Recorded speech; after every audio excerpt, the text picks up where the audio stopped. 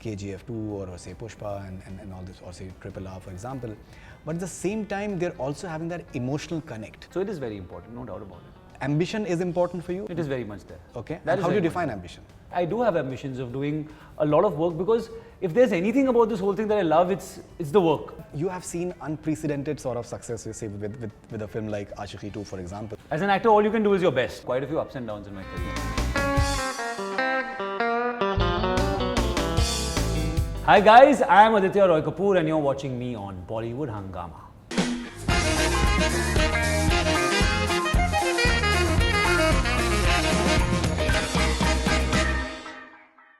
You know, in spite of the fact that you don't do anything extra, I've known you for a really long time now, I've traveled with you as well, you don't do anything extra to attract attention, but the sort of fan following that you have consistently it's truly remarkable.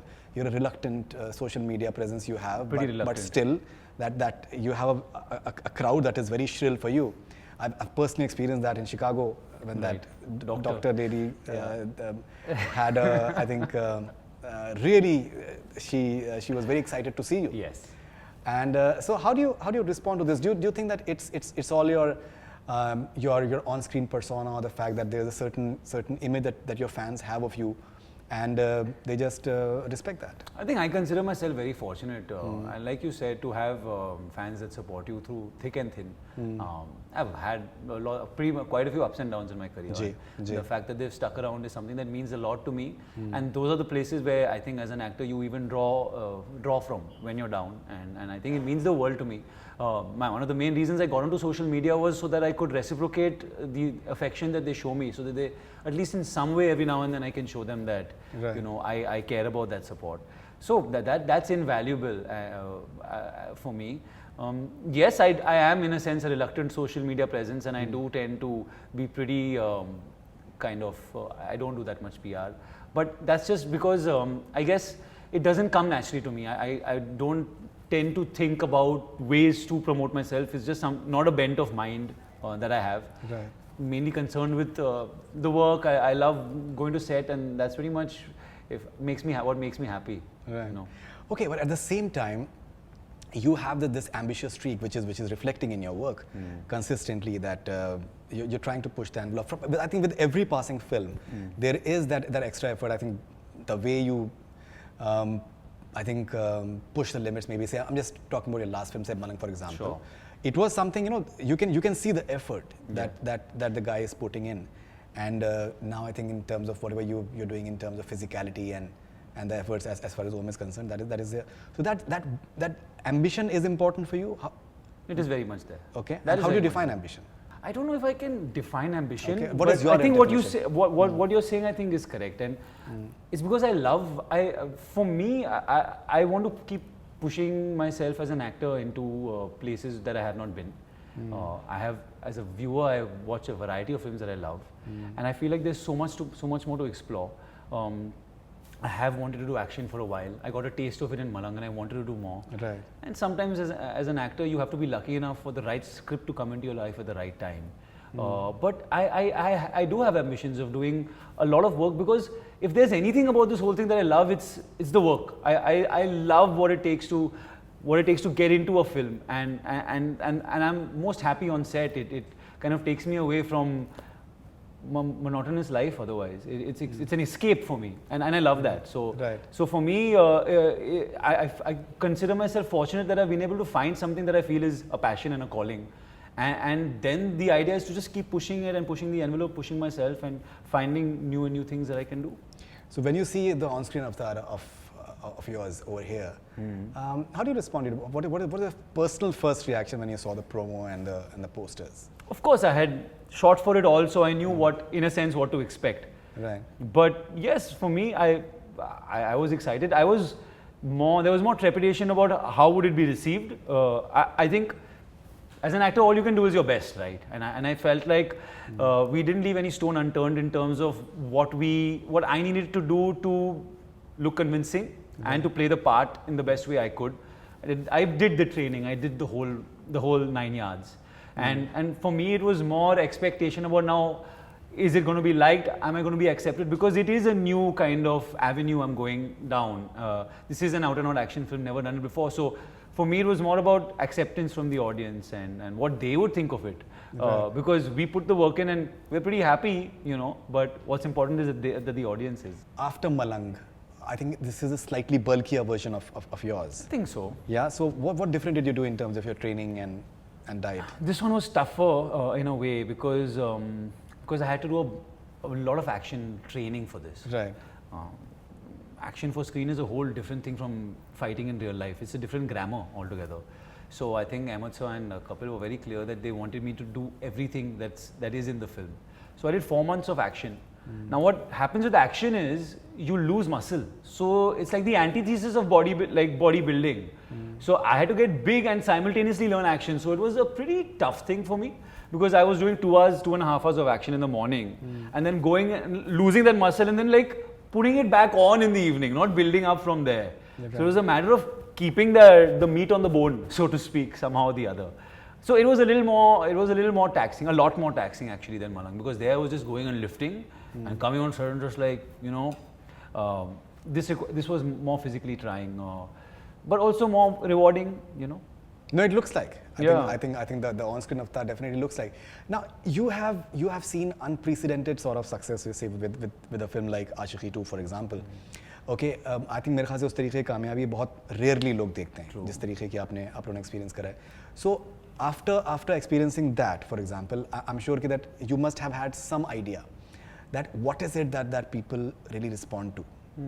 Okay, in a way, I think पूरे तरीके से predict कर पाना मेरे ख्याल से कभी भी possible नहीं होता. लेकिन इस फिल्म में कुछ इस तरीके के moments थे कि आपको लगा हो कि यार this is something that we are hitting a certain raw nerve that maybe it's going to connect with people in the audience in the dark cinema halls. I think as you gain more experience, you start to at least you try and understand a little more. You get a little bit more of an idea of what the audience wants. I think in this kind of business, no one can ever claim to know exactly what the audience wants. But intuition hota hai. You make your own thing as time goes by. What actually hooked me about this one was, while it had all the externals going for it, it had a team which was stellar in action. I knew I would be in great hands. I knew all of that would be great. What hooked me was the story. When I first heard it from Ahmed sir, I found that there were some fundamental touchstones that were very much in place. Right. And the film was anchored in an emotion that was very relatable, and it had a screenplay that appealed to me as being unpredictable. So I constantly felt like I was being surprised by the story, which I felt in turn the audience might as well. I felt like it was an emotion that was driving everything, which is also very important because action without having a reason is just null and void. So that is what actually said that, okay, this foundation is good. And then obviously comes the rest of it. So that's actually what got me so excited about this one. All right. Now, how important is it for you for you to say yes to films which are, in a way, you know, they have some consonance with your sensibility? And how important is it for you to go out of your comfort zone? I think a bit of both. Bit of both, okay. I think going out of your comfort zone, you'll always bring your sensibility to everything, what you are, I think inherently. And I found a meeting of the minds with Kapil. He's a young guy that has action in his bones, you know, raring to go, worked, given his life to film, to action. And I found that which is what spending a lot of time with him made all the difference, because him and me kind of, even if you spend time with the director and you don't talk about the film, you get to know each other better. And by the time you're on set, you know that you're both firing at the same target, which is what kind of happened with Kapil. But having said that, yes, I feel like I want to get out of my sensibility. I want to do things which, at the end of the day, it'll bring about growth only, right? Because I don't want to be in a comfort zone, because I feel like that's where an actor can get a little, you know, you don't want to rest on your laurels and get repetitive. Right.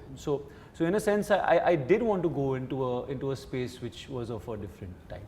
Great. Now, you know, we've seen, say, if you're talking only about, say, in the recent times, I'm not going back too far. Now, so in the recent times, we've seen several films which have really done well in terms of, and they're having this larger canvas, big screen action, and let's say maybe KGF 2 or say Pushpa and all this, or say RRR for example. But at the same time, they're also having that emotional connect. Yes.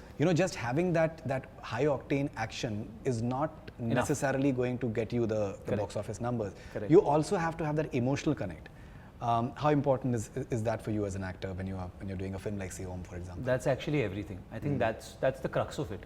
If it doesn't have that, or if it doesn't have a good enough reason, well, it has to hook you at some level. But action just for action's sake, I don't think is enough. People have to want what the hero to achieve what he wants. We have to connect with that. So like I said, that is what actually hooked me with the story, because they're very relatable emotions. It is at the end of the day the story of a family, what they've gone through, and this person's life and his search for the truth. So they're all very relatable emotions, and I think that's what people have appreciated about the trailer, because they get a sense that there is an emotionality to the film. It's not just all machismo. So it is very important, no doubt about it. Is it tough to handle? I don't know if this is the same one on set, but it's heavy. Okay. It's very heavy. Like it's deceptively heavy, tough to handle, but looks good when it finally all comes together. So what do you do after tough days action work, like say holding all these guns, and what do you do after that? After a tough day of action, you're pretty much finished. There's hopefully stretch a little bit. Every now and then there would be a physio around, so he would stretch me out. I bought one of those Thera guns, which you're basically giving yourself a massage, which is quite sad actually. But nothing, you want to go and hit the bed. You want to eat, sleep, and wake up the next day ready to go again. So how many hours of sleep do you need? If you're having like back honestly, I need 8 hours, but you have to make do with 6, sometimes less on set, because they're 12-hour shifts. Right. You have travel 1 hour there, 1 hour back. You're left with not very much left of your day. So it can get pretty tough. For me, this was the last 10, 12 days were only action, and it was tough because you're low on water, you're low on salt, because it was like bare chested. Yeah, of course. So you have to do scenes, and you're technically like, you're not all there. So it's pretty So intense. right before the actual shot taking place, like you start filming, what sort of preparation time do you have, like in terms of just getting into the groove of it, or just getting into the... You mean on the day? Yeah, on the day, yeah. On the day, you're just going, I think you just have to be ready. Once you walk in on set, I think keeping warm is great if you can. So if there's a good pace on set, obviously you can't keep going, but the less breaks you have, the better, because you have to drum yourself up, okay. and then if you become thanda again, and then again you have to do it. So I think Kapil and Ahmed are great at that. They're like, once you start, they're like, Adi, come on, ready. So, but your body is warm, so it's better to stay warm as long as you can. Is what I Okay, observed. and what is the relevance of say VFX in a film like this? I think it's huge, and I think more and more people are learning how to use it effectively. I think they're learning how much it can benefit a film like this. Right. It's about understanding how to be good technically at it, so that it doesn't jar you, and to shoot it well and to do a good job at it. But I think we're getting much better at it. I think Kapil's done a good job with whatever VFX he shot. But I think it's invaluable to adding scale and spectacle.